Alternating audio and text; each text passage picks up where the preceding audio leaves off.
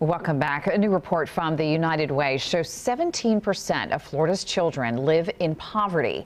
But there's another group of children stuck in the middle. They live in households that don't qualify for government assistance, but don't earn enough to live and work in today's world. And joining us this morning to talk more about it is our good friend Nancy Alvarez with the Heart of Florida United Way. If she looks familiar, you might have seen her on television in the past. I'm so happy to talk to you. How are you? Oh, hello, my friend. Thank you for having me. It's great to be back on TV, especially with you. Oh, we're so glad to see you. You look beautiful. So, Nancy, let's talk about these families. They are defined as what's called ALICE. ALICE, like the name Alice. What does that mean? How are these kids impacted?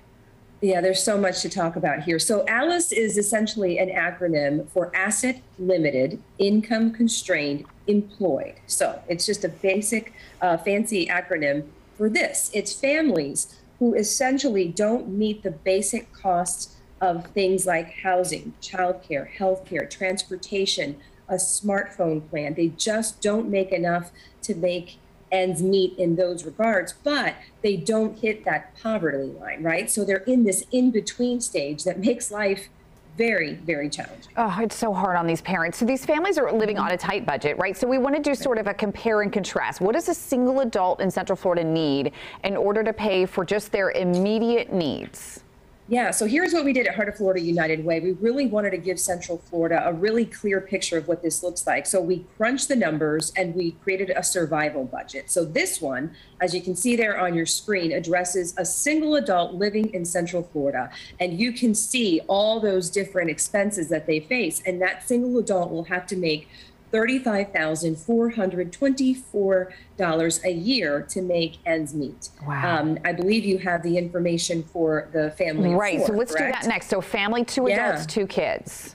So this gets even more dramatic. And there's something I want to point out here about this graphic. Here we go. We're looking at 2 adults and 2 kids. Now, this information right here is based on an average family of 4 with an infant and a 4-year-old. Okay, so that's how we did the math.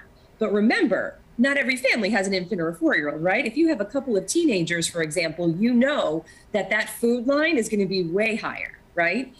You know that transportation line right there could be way higher. But right now in Central Florida, we're looking at the survival budget, and this family of 4 is going to have to make just over $93,000 a year to make ends meet. But I want you, Amy, to take a close look at that line that says miscellaneous, right? $721. What does that mean? So that's the extra, right? That's the extra that's sort of sitting around. Well, what if your refrigerator goes out? What if your car breaks down? What if your kids have a series of birthday parties, right? And they have to get gifts, and then there's a field trip at school, and that's another expense, or they need new shoes. So you can see really why we say that ALICE is really one emergency away from that cliff, right? From falling and not having enough. And for many families here, the pandemic was that emergency. Yeah, absolutely. And just no way to even save up for a rainy day fund. So what can be done to help these families? You know, what is the United Way doing, and what can the rest of us do? Yeah, so we always say at United Way that it's going to take all of us, right? There is no answer that is going to resolve all of these issues that we're facing in our community overnight, especially when we look at our housing crisis here in Central Florida.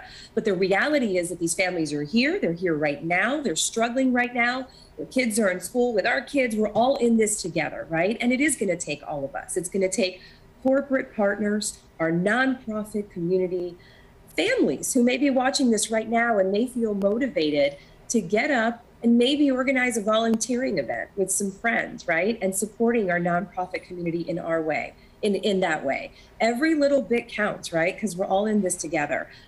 We are seeing an enormous growth, for example, in this country of minority-owned small businesses, right? Well, when you get your small business going and you're seeing success, you know, pause for a moment. Look around, look at numbers like these, and see what you can do as far as giving back to your community. There's a lot we can do together to turn this around. Yeah, absolutely. And we so appreciate you taking the time to talk us through this. Nancy Alvarez, always a pleasure, my friend. Good to see you. You look great.